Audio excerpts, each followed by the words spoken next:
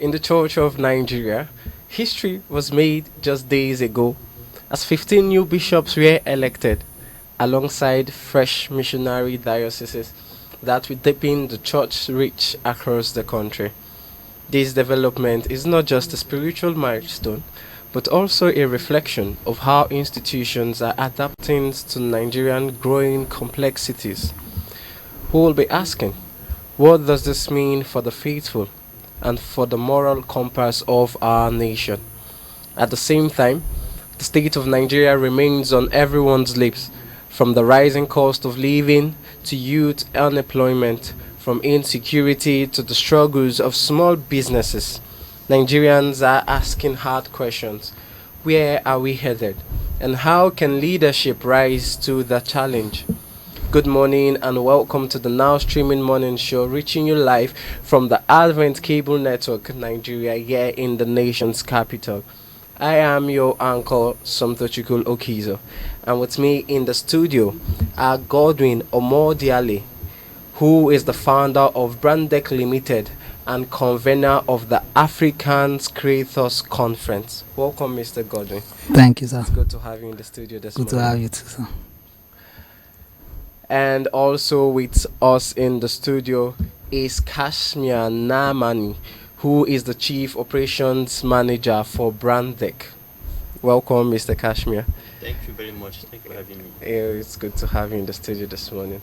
Our viewers, please remember you can be part of our conversations by calling in the number shown on your screen and also sending your comment via our various social media platforms also showing on your screen. But before we move into the main thing we have for today, let's quickly take some looks at some of our newspapers dailies that came in this morning. And we will be beginning with the Vanguard newspaper this morning. And over the masthead, we have Otedola to Dapman, your business model outdated, Dangote transforming petroleum sector. This story we can find the continuation on page 31 of the Vanguard newspaper. And just below the masthead there we have crude oil imports hit record high as Dangote reshaping trade flow.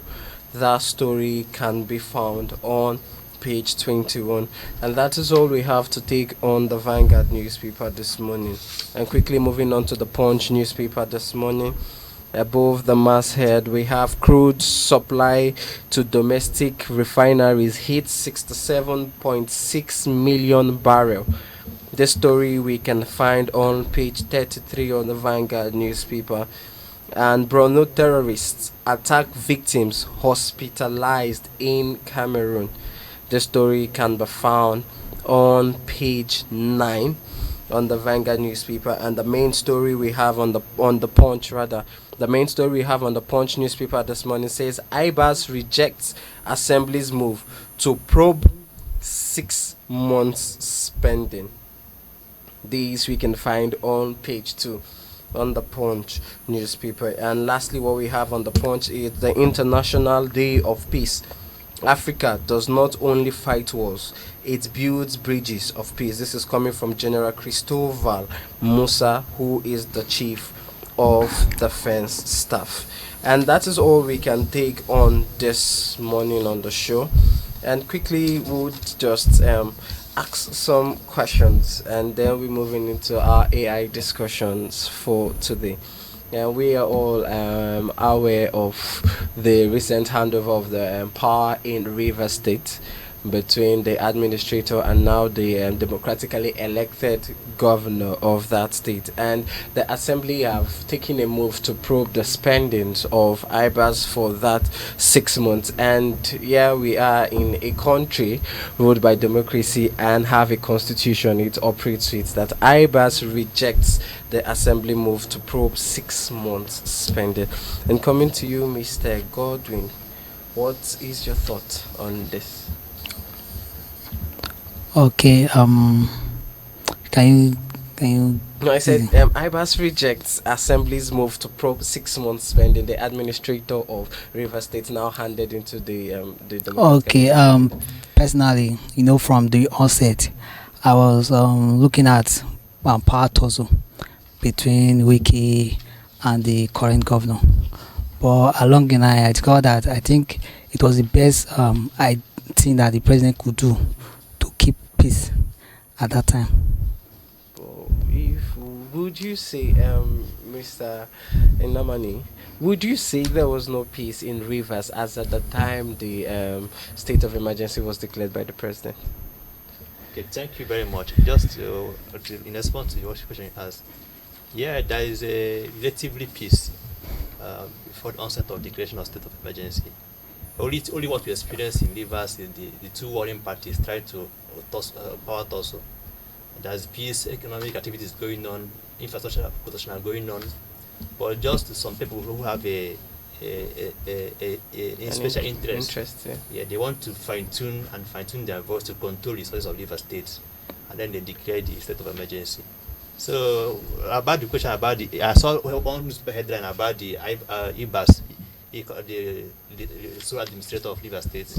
Yeah, trying to block the probing of 6 months from the House of Assembly of Rivers State. Why should he be scared of probing 6 months or spending Rivers money? If it's clear, that he say you have served the people well, why should he be scared of probing?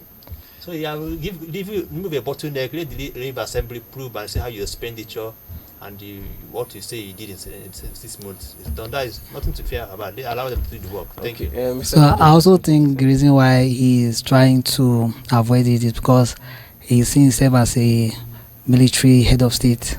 So they have the power to probably not to be questioned by civilian government. I think he's still following that process. But would you still stand with the notion that what Mr. President did restored peace in Rivers State or destroyed democracy in Nigeria? Okay, it destroyed democracy because Fubara was democratically elected, and even the president was also elected in that same route. So he doesn't have that power. But I just discovered that in Nigeria, people don't follow rule of law. You understand? They don't follow. So they just, in as much as the power is given to them, they can use it the way they like. But at the second thought, because there was almost riot that was coming up during that period. So I think it also helped to curb it at the end of the day. All right, thank you so much for that wonderful contribution. And I stand to see if probably just like Mr. Namani has rightly suggested, if your hands are clean, there's probably nothing to be scared of. Just let the people do their work. And there's a story we also have here from the Punch that said Bruno terrorists attacks victims hospitalized in Cameroon. And it's I really don't know what to say. I don't know if you have a thought to share on that. Okay, yeah. Yes, I saw the headline, and I saw some of the casualties and fatalities that happens, and then the aspect of securing some of the villages that terrorists attacked. And one of the most pathetic part of it, to show that we are not secure in this country, is it's happened at the army military base. If such a thing can happen in a military base, who are securing our territorial integrity, what we are expecting from it? So it's abnormal. So the security have to be top notch, and if it boils out to what they call the radicalization happening, to radicalize the Boko Haram, so-called the Boko Haram people, which is a questionable act as well. We say now they will radicalize them, say they radicalize, and then integrate them back to society. Who knows who to give them interest to perpetrate those acts that they made on military base? So it's not good. And we are talking about International Peace Day celebration, and you see what Chief of Defense Staff is saying. Say that Nigeria at nowhere they are building peace. And also the International Peace Day. That's why he made the comment, and I also happen to come from that angle as a peace ambassador for Commonwealth Peace Saipan. So we have been making sure that we have a peace, what they call peace network, peace building aspects, and I'm happy about the DTCA team building peace together. It's very vital. And in that Northeast, it's very vital that all the whole government state actors engage non-state actors. They're able to ameliorate that we are hearing about it, negotiating with the bandits and the other things that are coming up again. These have not have to be fulfilled. Military and the NSC is supposed to have a strategy, able to develop the national intelligence strategy, able to engage those people. And that to when you come to Northeast or North, they have to engage them, try to give them a meeting so that they're able to so they cannot escalate the problem. But when you come to other region, they deploy military architecture to that. That is not good. So we have to say that everything have to be streamlined, no preferential treatment at all. Mr. Gordon, seems you have a thought on that. Yeah, we argued, we are together on the inter-religions summit this year. So I raised a few points which was not answered because the way the federal government allegedly, so because we are live, so the way they do their jobs, they are very biased. So when it comes to the south and the rest, they do detailed job, but when it comes to the north, they do selective job.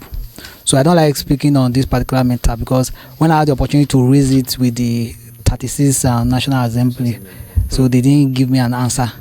So I just assume that they know what they are doing.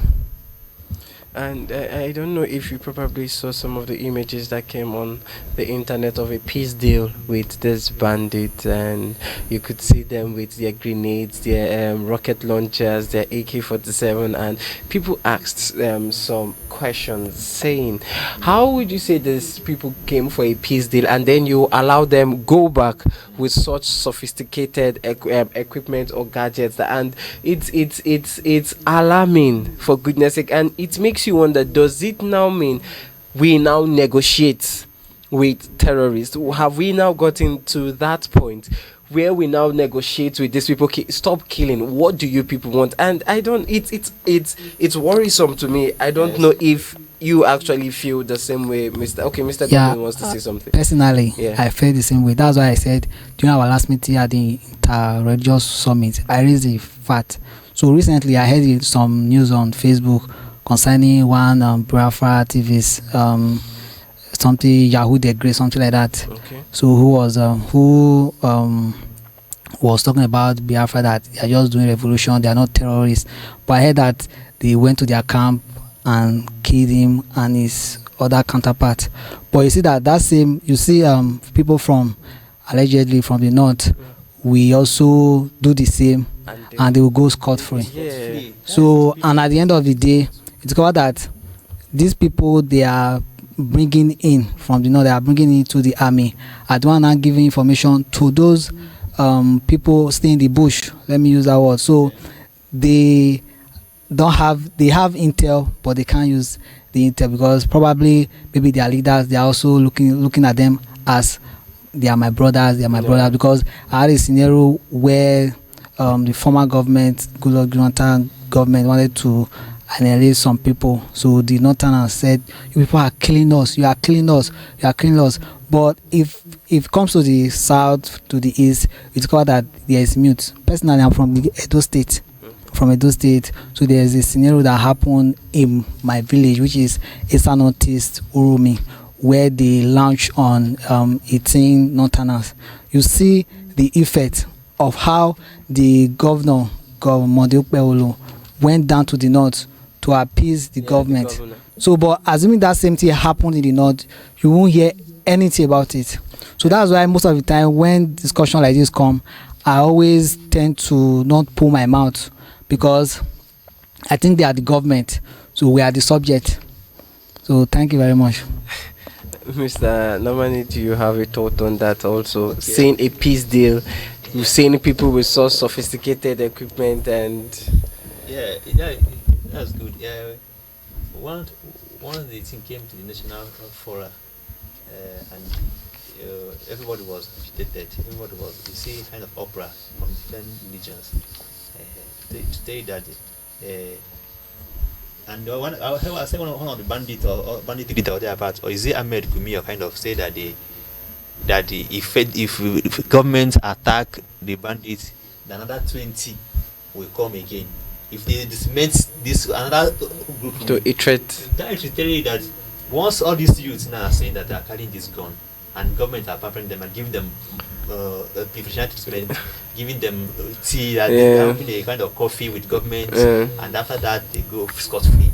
What message is passed clearly to the other those in the bush, those who are hiding? They will come out now, meaning that now that they say that carrying gun there is a recognition when you are carrying gun. Government will recognize me and come it for a peace meal, negotiate a peace day, and then money will exchange hand, and then from the money exchange hand, they will go back to the bush and they cement, and after they dust the act, they will say that they're not the one. They can explain that the other group, other sets. So it keeps going like that. Keep going like that. So to tell that having those bandits carrying gun for peace deal, I'm yes, as a peace ambassador, Commonwealth, I'm a supporter of the peace deal, but at this critical time, this is not supposed to be highest. So as a Commonwealth ambassador, do you not say it is right to negotiate with terrorists? Because you hear more civilized nations like the United States tell you we don't negotiate. It's clearly we don't. So as a Commonwealth ambassador, do you say Nigerians negotiate? It's a good thing to negotiate with terrorists now? Yeah. Well, yes. You have your chartered. Yeah, and Commonwealth have their own chartered as well. Okay. And one of the content that chartered is about peace. Yeah. And you remember one they established United Nations after the Second World War is about peace. Okay. That there be no Third World War again. That nation will be at peace. But peace doesn't mean negotiating with terrorists. So this charter now does not include when someone has been terrorizing, kill people, you bring them up for negotiation. Okay. That is not. And what they are dragging, there's no clear concrete action they are dragging for. Only disseminate, kill, and destroy resources. Yeah. All right. That's not good for negotiation. We are out of that. That's not. All right. Thank you so much for your thought and on that. But there is also a trending story of a dilapidated Ogun State hospital where patients are forced or made to supply their own beds, and it's just like if you have a patient and is to be admitted in the hospital, you're not just coming with the patient, you are also coming with your bed for the patient. And Mr. Kashmir, what's your thought? That is good. You can see what we are seeing on the media. So that's where all this thing can be seen in Nigeria. Yeah. That's to tell you that in that Ogun State that the health apparatus have failed. Even in Nigeria as well, our health apparatus have failed. How can the patients come with their own? I urge them to come with their allegedly come with their own. And I'm sure this is not a private hospital. Is it that a state? Yes, it's government owned. And all this is being captured in the budget provision of social amenities and health amenities. True. So the health commissioner and the minister of health is supposed to be held responsible to have a question to ask. We have what they call health fund, even from WHO, international multilateral organization that have a health fund, even the Gavi Alliance. All these health fund, we are channeling into. We are attempting to revitalize primary health center, and then we are still in a cake primary health center dilapidated. As you just said now, the primary health center has to come with their own bed. Yeah. So this is not. If a patient can come with their own bed, okay, what will be the vaccine or malaria tablets so that you can buy in the hospital again? When you go to pharmacy, say it's not available. You should go to other local pharmacy and purchase that. So that is not good. So we still have a question too. We have a long way to go in this country. And you see what happened yesterday or about where the first lady is talking about the national library, donation for national library. Yeah. And there's something coming from national mama of all national donation for national library. And we have a national library that's able to protect, able to engineer our intellectual property and our intelligence of youth, and then we are begging to complete it. But we can spend frivolous money in yacht, purchase of vehicle and all this and that. So this talk that Nigeria don't value social amenities. They value their own personal. Okay, this hospital is actually located in Ipokai. In Ogun State, and it's a 55-year old hospital and building, and we cannot even see of reports of probably it's being renovated or more equipped for a hospital that was that was built 50 is a 55-year-old facility, and it makes us wonder that okay, this is the state of our hospitals, but yet our politicians and our senators, at the slightest of inconvenience on health, they travel outside the country to get themselves to get themselves treated. Mr. Godwin, as a Nigerian and a patriotic Nigerian, what are your words to the government, probably the state governor of Ogun State? So I just want to be corporate, or I've used pidgin for this particular so that they will hear me very well. But I think the Ogun State government has failed, because for a 55 years old hospital to be so dilapidated that they are asking their patient to bring amenities is very bad.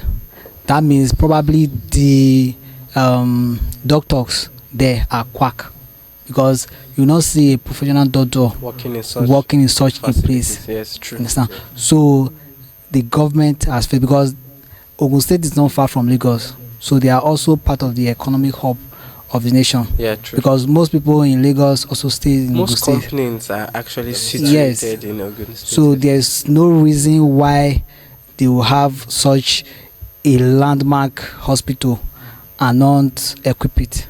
So they have failed totally. So what's your word to the government? What can you... Please save our lives. That's what I can tell them. Alright, thank you so much, Mr. Godwin, for that. Thank you, viewers, for still being tuned with us. We'll go on a quick break now, and when we return, we will be talking about artificial intelligence and digital innovation with the African Creators Conference. Please stay tuned.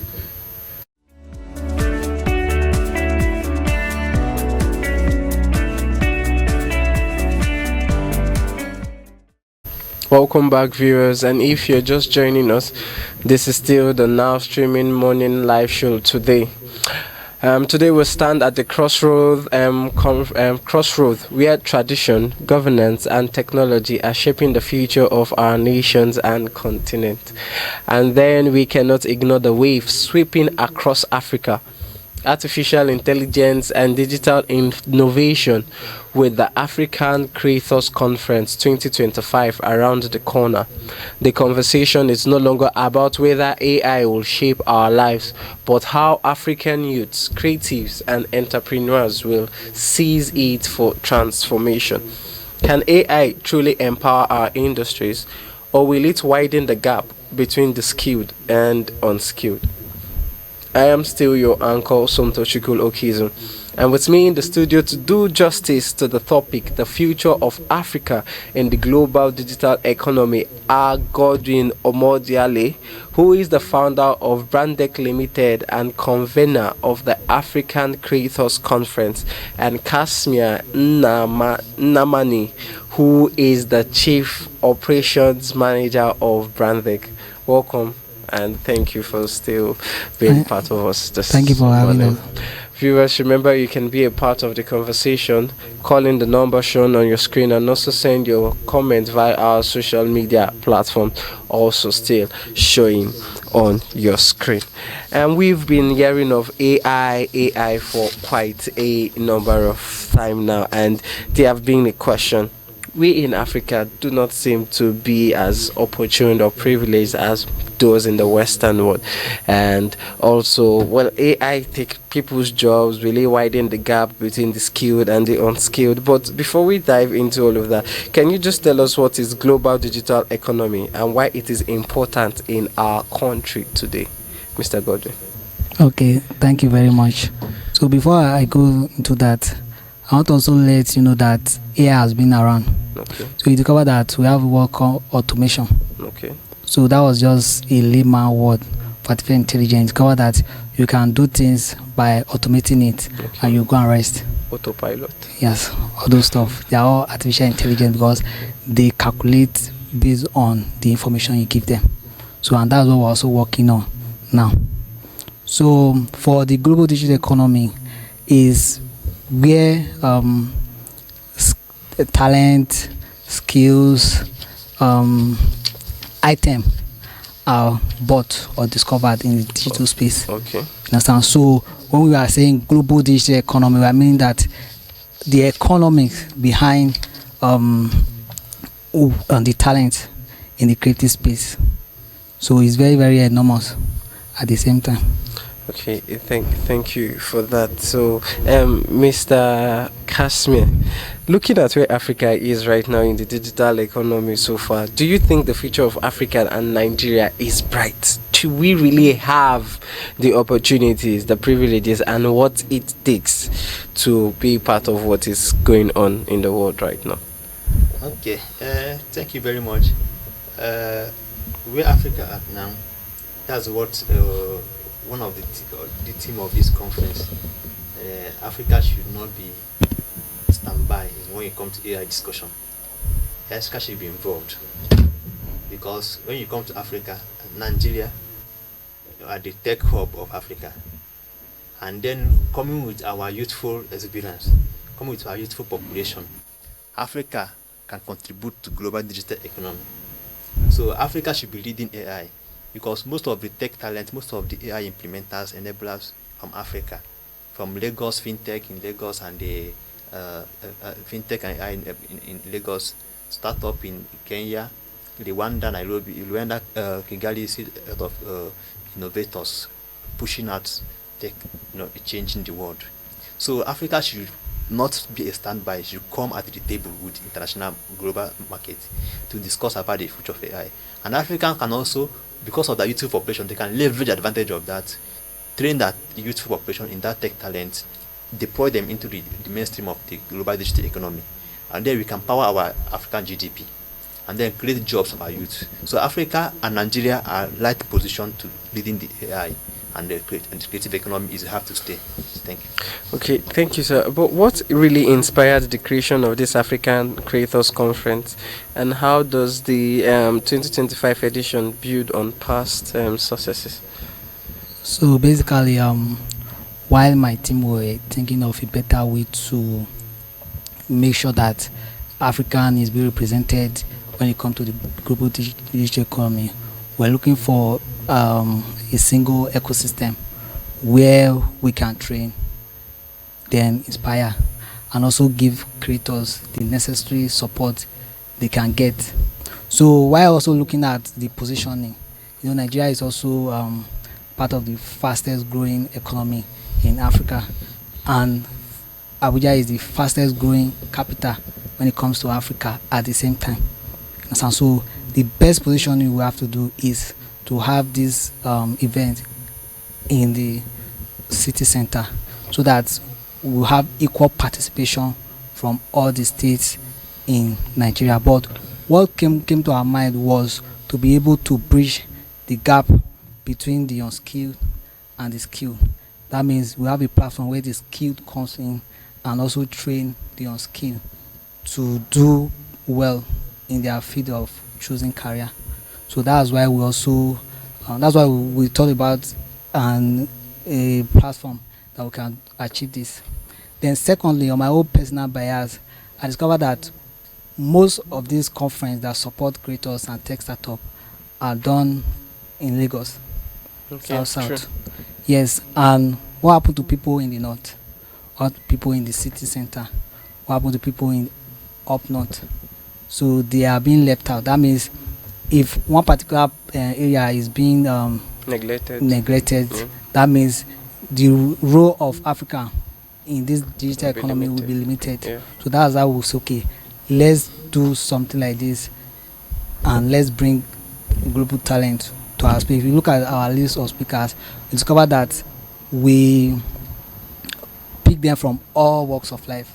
So the African Creators Conference is not just for content creators, and for people in tech, people in fintech, people in government, NGOs, and other stakeholders in the tech space. You discover that we have the Minister of Youth, we have the Minister of Art, we have George Omoraro, we have Prof. Adeshoji Adeshopa from the private sector, which is Abuja Chamber of Commerce and Industry.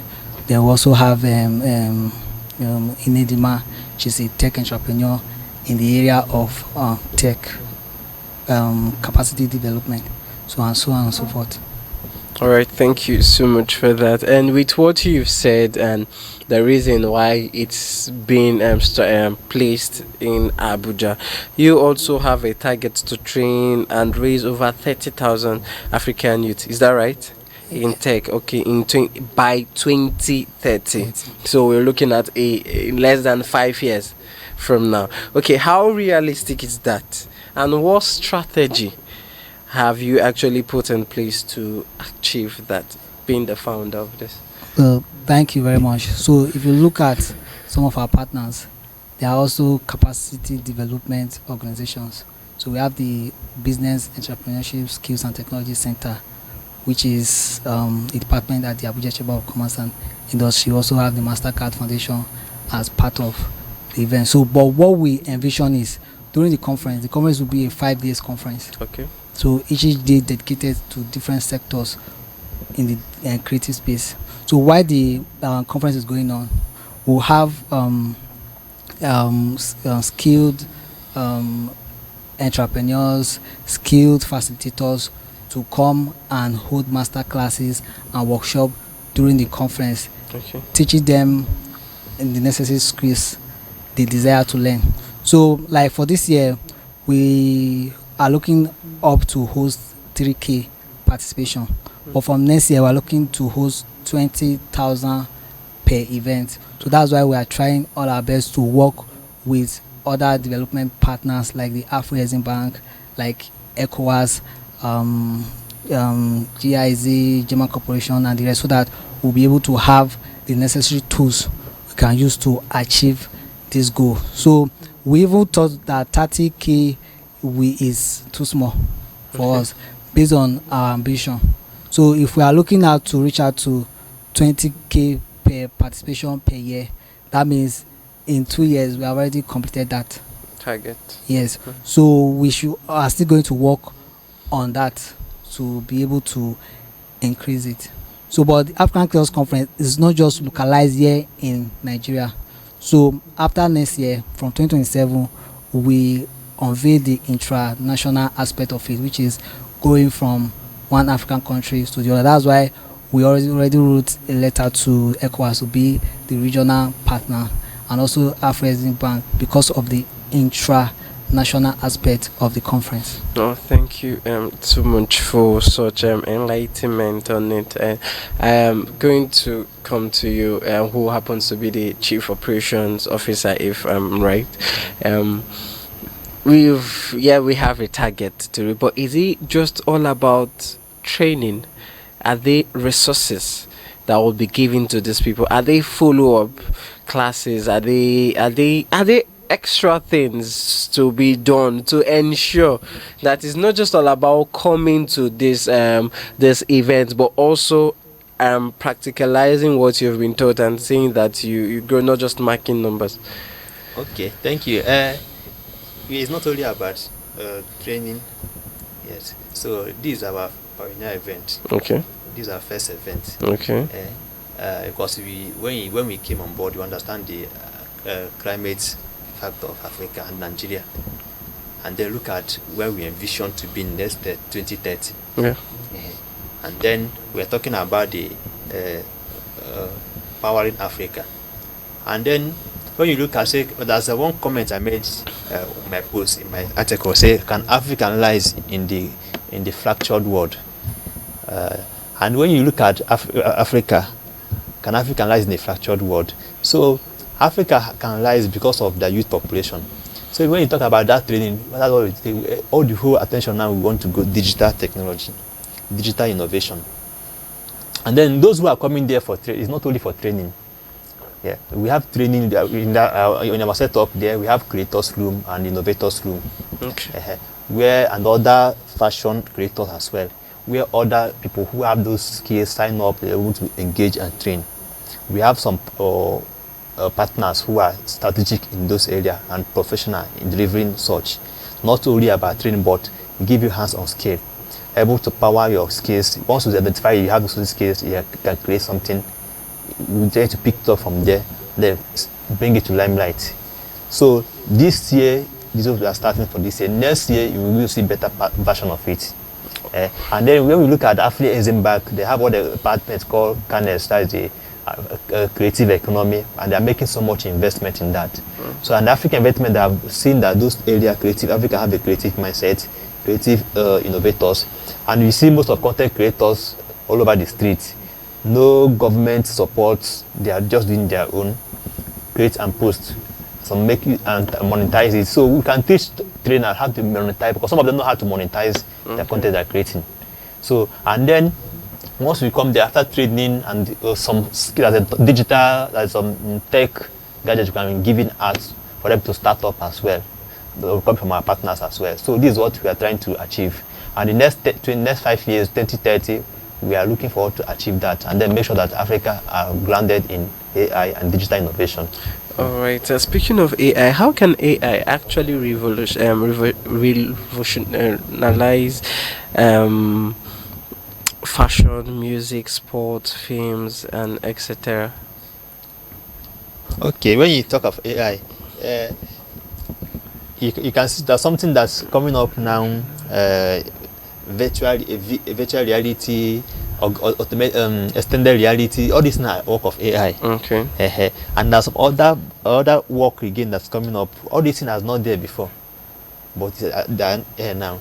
So when you come to fashion, the person who is a fashion designer, instead of wasting much time in the how to design, craft some of this fashion, with AI automation, with AI enablers, you can produce the work in some little minimal hours, and then deliver it to the clients.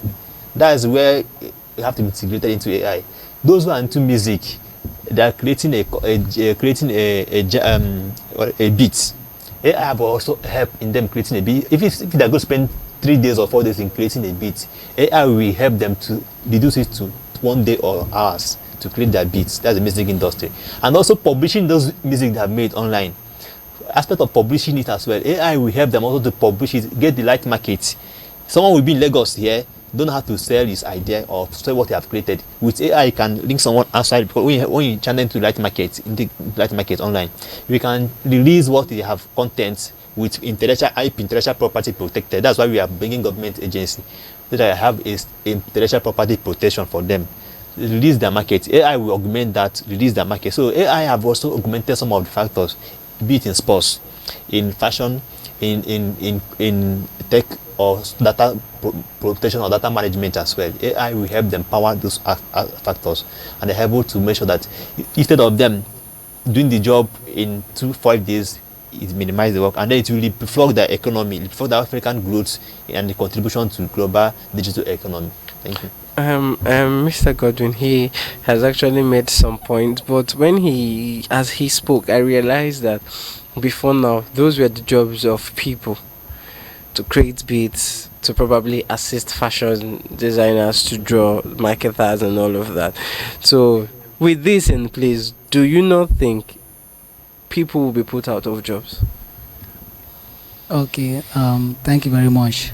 So I think people are still the one handling the AI. So no matter how improved artificial intelligence is, there's still room for error. That's why you always see that there is room for error always mentioned in any AI platform. So, but what we are trying to do is for Africans to adopt artificial intelligence. That means reskill in the area of artificial intelligence. Like my colleague mentioned, that most of the things we do now, like let me say I'm a brand strategist, I do branding.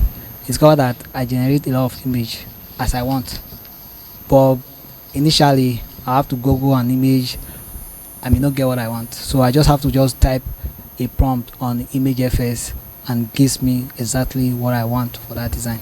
So it doesn't take my job. Okay. I'm still collecting the same amount, then, but I'm more faster. So what Africans should be looking at is adopting it and looking for a way to make their work better. All right, thank you so much for that. Mr. Kashmir, investors are listed as a target audience. How can this conference convince them that Africa's creative economy is worth investing in? Okay, yes, thank you. Investors, yes, because in anything you are doing, if there's no investors, or they call seed funders, or releasing seed. So that's why we are mobilizing resources for investors to come on board. So those young talents who have show capacity in the tech, in AI, in creative and digital economy, they can able to, after that, investors are able to what they call either endowment fund or seed fund. If they're able to accelerate what they have done, accelerate their growth. So investors are critical to us that are in African Creators Conference, and then for us to achieve our target in next 2030, investors have to be up and running. And then that's why we are looking at if NIDA now. NIDA are part of us, and there's a big government agency. NIDA? Yeah. Okay. They are big government agency. So once the federal government, through their digital economy, they are able to invest social amount on youth for a number of years, we are able to capture, okay, these people have captured train and visual capacity in this area. There's a pitch competition for those who can develop this solution, because without a problem there is no solution. We want to youth who can develop a solution to some of the problems we have in Nigeria. Use tech solution to develop problems. So we can target to investors, other NIDA seed funding or MasterCard seed funding for those who are innovators in scaling problem, in solving problem.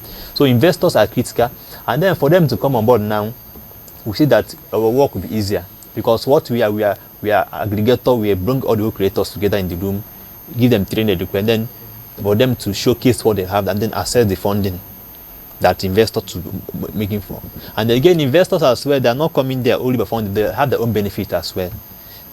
That's why Afrexim Bank, they have a department what they call CANES, which is about creative economy in Africa. So this is the money that churning out every year to show that they empower creators, investors. They have seed funding, startup funding for them. So this is why I say investors are very critical to us. We are looking for investors to achieve our dream by next 5 years, 2030, so that we can make sure that we can pull some people out of poverty using digital economy and tech enablers. Thank you. All right. By 2030, the founder, what would success look like for ACC? So first thing is that in Africa we know that artificial intelligence is not ChatGPT only. So because what you just asked everyone, I say yes, I'm using ChatGPT, but that's just a little part of artificial intelligence. So by the end of 2030, people will have been able to implement and able to develop, let me use the word automation, because like I said before, we have been using AI. It's just that between last year and this year, it became more rampant. So it became an actionable device or both. So what I'm trying to say is that people will differentiate between artificial intelligence and a content management system. So that's for that from my own end. But secondly, I just wanted to put add to what my friend said for the investors. So for this year, what we're trying to achieve this year is to bring all the stakeholders in the creative space. So that's why we reach out to Ministry of Communication, Ministry of the Youth, then MasterCard Foundation, we reach out to GIZ, we reach out to NITDA, we reach out to a lot of organizations. How about M3TT? Yeah, they are part of NITDA. Okay. So also managed by the Ministry of Communication. Okay. So we have to align our own strategies to the 3MCT, because that's what we are working with now in Nigeria. So I was in an event February in Lagos, and I overheard from the convener that investors are here. They are looking for people to invest on. Understand? So platform like this is the event like this is a platform where this can be achieved. That means if we have startups that are doing very well in the area of tech or digital innovation, understand? So they have a platform to showcase this idea and pitch it to the audience and get funding for it. Understand? So that was why this year we were trying all our possible best to get all the necessary stakeholders involved, and which was what we did. So we had necessary stakeholders, except that for this year the ECOWAS is not joining us this year, but for next year they are fully available as our regional partner. So do you think you've gotten the investors required for this edition to take place here in Abuja? From our register, we have some few, but I think because it's the first of its kind in the federal capital, they will come. Okay. They will come and seek for pool, because the African Creators Conference is bringing talent to meet training, then to meet employee, then also to meet investors. That means if you are coming there, you can get employment during the conference. You can also get investors to invest in your business during the conference, and you can get the opportunity to network with others, because for us to be at this stage is based on collaboration. So every business needs collaboration to grow. So with what you just said now, what do you expect the attendees to live with in this you said it's a 5 days training, right? For this year, Yeah. we are doing 2 days. Okay. But from next year it's a 5 days festival. Okay, so what do you expect the attendee, or what do you hope for every attendees to live with in this 2-day event in Abuja? First of all, they will get new connections, Okay. new collaborators. They get to be with their peers and also understand why these people are doing better than me, to learn from them. Okay. Then 3, some of them will get the spotlight. Some of them get the spotlight. We post it on our platform. We also post it from our media partners. They also share it on their platform too. That means they will gain exposure to them. Lastly, they will potentially get investors to invest their business. So the African Creators Conference is a pool of talent. Okay. So where talent are being hired and where talent are being developed. So the people get to register, Mr. Kasman, the people get to register to be a part of this, or you just come? Okay, yeah, people have to, because everything is managed centralized. We have a portal where the student delegates or participants have to register. So the link is online in our Facebook, AfricanCreatorsConference.com, and Instagram, Facebook, and Twitter. So they have to register, and then we harmonize everybody based on, because there's a question that we join and they have to fill up based on the idea which area, either creators room or innovators room or they want to be. So from that, you're able to segment and then categorize them and put them into where they are going to be, so they can get derivative or value what they come for. So people have to register, and then once they register, we send a message to them, and then confirm participation, and then they have to come at the Women Development Center, which is on 26th to 27th. Okay, I was going to ask for the date for clarity and then venue. Yeah, so for them to come that day, so that 2 days. Okay, Mr. Gordon. The dates, let me emphasize it again, is 26th to 27th September, which is this week. So the event starts 9 a.m. prompt. So that means every participant should be there from 8. So while the official opening is 9:30. So but the event starts 9 o'clock on the dot.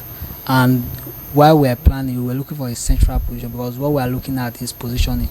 So that's why we're using the central area. We're using the Women Development Center, and easy landmark is the Central Bank of Nigeria. So it's opposite the Central Bank. So far, how many participants do we have registered? So for registration, we have close to 3K registration already. Okay. So that's recorded. I also know that people will come and see. Just come over and come and see what's happening. So we may estimate that to be maybe 1,000, because this is the first of its kind in this city. So that's for that. Okay, because of time, we want to appreciate you for being a part of our show this morning. But before we wrap up, what is your final word to our viewers? Okay, my final word is that we are at the edge and the peak of the global digital economy, and Nigeria is already key into it. You should also key to it, so don't be left out. Thank you very much. Okay, Mr. Kashmir, your final words for our viewers. Okay, well, viewers, my final word to you is that Africa don't need to create; they need to come and create. So, and where the African Creators Conference is where avenue to be able to change African economy, and then youth can able to contribute. We want to see involve be a movement that are able to push artificial intelligence and the digital innovator to all. See you all on 26th and 27th at Women Development Center for the Digital Economic Conference. Thank you. All right, we want to say thank you to very much, Mr. Godwin and to Mr. Kashmir for being a part of our shows this morning, and we wish you a successful event coming up this week. We hope it actually grows into being one of the tech conferences that we have in Africa. Thank you, viewers, for also being a part of our show. As we wrap up today's conversation, one truth stands clear: Nigerians and Africans are standing on the threshold of change, from the pulpit to the marketplace, from policy tables to tech hubs. The choices we make today will shape the lives of generations to come. The election of new bishops in the Church of Nigeria reminds us that leadership is about service, accountability, and vision. The state of our nations challenges us to demand better, to stay hopeful, and to play our part in building the Nigeria we dream of. And the rise of artificial intelligence and digital innovation calls us not to fear the future, but to prepare, to learn, and to seize opportunities that can transform our lives.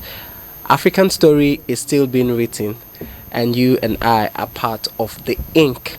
So wherever you are, whether you're a student, artisan, entrepreneur, or policymaker, remember this: your voice matters, your skill matters, your faith matters, your innovation matters.